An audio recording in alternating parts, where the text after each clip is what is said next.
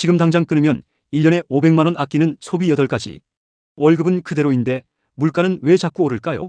매달 카드값에 허덕이고 통장은 텅 비어가는 현실에 지치셨다면 주목하세요. 지금 당장 끊기만 해도 1년에 무려 500만 원을 아낄 수 있는 소비 8가지를 알려드리겠습니다. 이 정보를 듣고 나면 여러분의 지갑이 두둑해지고 미래가 훨씬 더 밝아질 겁니다. 단순히 몇 푼 아끼는 것을 넘어 여러분의 소비 습관을 완전히 바꿔줄 실질적인 방법들을 지금 바로 공개합니다. 첫 번째, 불필요한 구독 서비스입니다. 혹시 지난달에 넷플릭스, 유튜브 프리미엄, 웨이브, 왓챠, 스포티파이까지 여러 개의 구독 서비스를 이용하시면서 실제로 시청하거나 듣는 시간은 얼마나 되셨나요? 대부분의 사람들이 여러 구독 서비스에 가입해 있지만 실제로 활발하게 이용하는 것은 한두 개에 불과합니다. 내가 보지도 않는 서비스에 매달 자동으로 돈이 빠져나가고 있다는 사실 알고 계셨나요? 예를 들어 한 달에 1만 원짜리 OTT 서비스 3개를 구독하고 있다면 연간 36만 원이 사라지는 셈입니다. 이걸 단칼에 정리하고 자주 이용하는 서비스 한두 가지만 남겨도 엄청난 절약 효과를 볼 수 있습니다. 직장인 김민지 씨는 한 달에 5만 원이던 구독료를 2만 원으로 줄여 1년에 36만 원을 아꼈습니다. 단순히 돈을 아끼는 것을 넘어 오히려 콘텐츠 선택에 집중하게 되어 삶의 만족도가 높아졌다고 합니다. 지금 당장 내가 이용하는 모든 구독 서비스를 확인하고 불필요한 것들은 과감하게 해지하세요. 여러분의 스마트폰 앱 스토어나 각 서비스 웹사이트에서 쉽게 해지할 수 있습니다. 두 번째, 만성적인 배달 음식과 잦은 외식입니다. 바쁜 일상 속에서 배달 앱을 켜고 오늘 뭐 먹지? 를 고민하는 것은 현대인의 루틴이 되었습니다. 하지만 배달 음식 한 번에 최소 1만 5천 원에서 2만 원, 여기에 배달 팁까지 더하면 한 끼 식사에 2만 원이 훌쩍 넘어갑니다. 일주일에 3번만 배달 음식을 시켜 먹어도 한 달에 24만 원, 1년이면 288만 원을 배달비와 음식값으로 지출하는 셈입니다. 외식도 마찬가지입니다. 집밥 대신 외식을 자주 하다 보면 식비는 기하급수적으로 늘어납니다. 대신 집에서 간단한 도시락을 싸거나 주말에 몰아서 반찬을 만들어 보세요. 햇반, 닭가슴살, 김 등으로도 충분히 간편하고 맛있는 식사를 준비할 수 있습니다. 냉장고에 있는 재료를 활용해 냉장고 파먹기를 실천하는 것도 좋은 방법입니다. 직장인 이수민 씨는 매일 점심 외식을 하던 습관을 버리고 도시락을 싸기 시작했고 한 달에 30만 원 가까이 절약했습니다.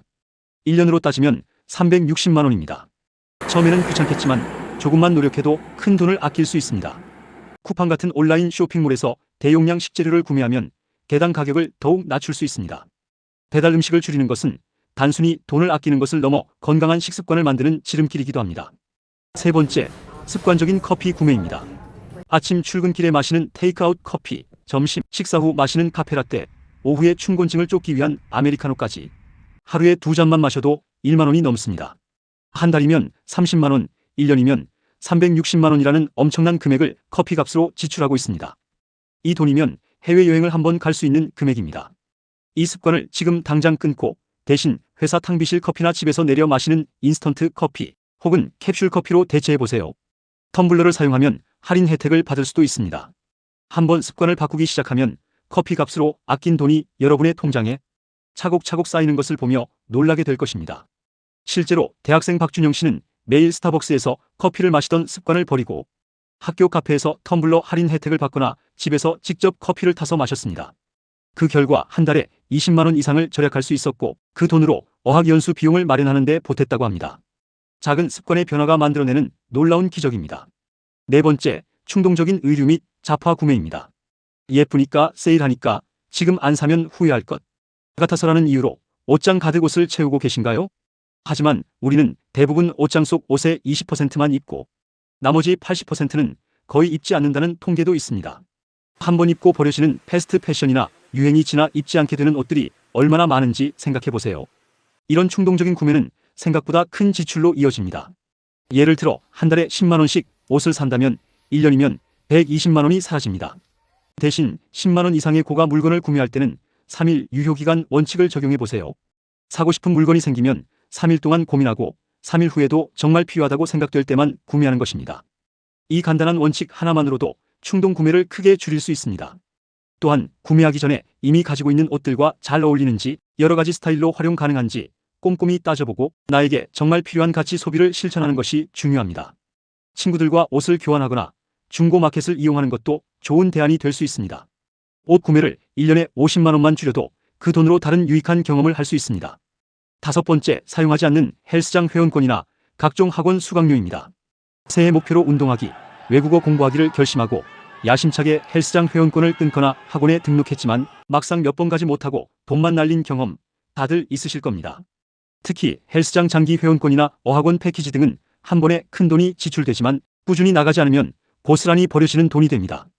예를 들어 헬스장 6개월 회원권이 30만 원이고 어학원 3개월 수강료가 50만 원이라면 가지도 않고 버리는 돈이 80만 원이 되는 셈입니다. 대신 나이키 런클럽, 런데이 등 무료 운동 앱을 활용하거나 동네 공원에서 걷기, 달리기 등으로 운동을 시작해보세요.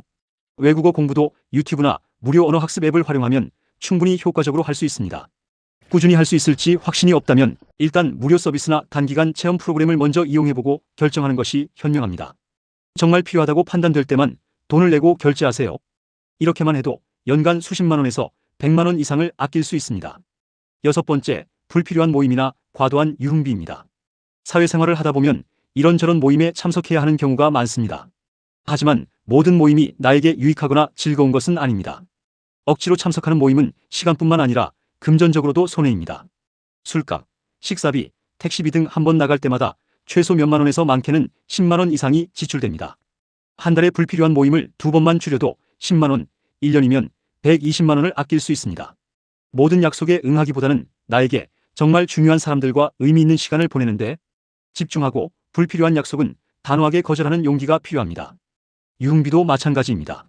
스트레스 해소를 위해 과도하게 술을 마시거나 도박에 빠지는 것은 재정적으로 큰 손실을 가져올 뿐만 아니라 건강까지 해치게 됩니다. 건전한 취미 활동이나 운동 등으로 스트레스를 해소하고 술 약속보다는 함께 요리하거나 문화생활을 즐기는 등 건전한 모임으로 대체해보세요. 일곱 번째, 차량 유지비입니다. 자가용은 편리함을 주지만 주유비, 보험료, 세금, 수리비, 주차비 등 숨겨진 지출이 상당합니다. 매일 자가용으로 출퇴근하는 경우 한 달에 주유비만 20만 원 이상 나가는 것은 흔한 일입니다. 여기에 기타 유지비까지 합치면 연간 300만 원이 넘게 지출될 수도 있습니다. 대중교통 이용이 가능한 거리라면 과감히 대중교통을 이용하는 것을 추천합니다. 특히 대중교통을 이용하면 교통포인트 적립 등 추가 혜택도 받을 수 있습니다.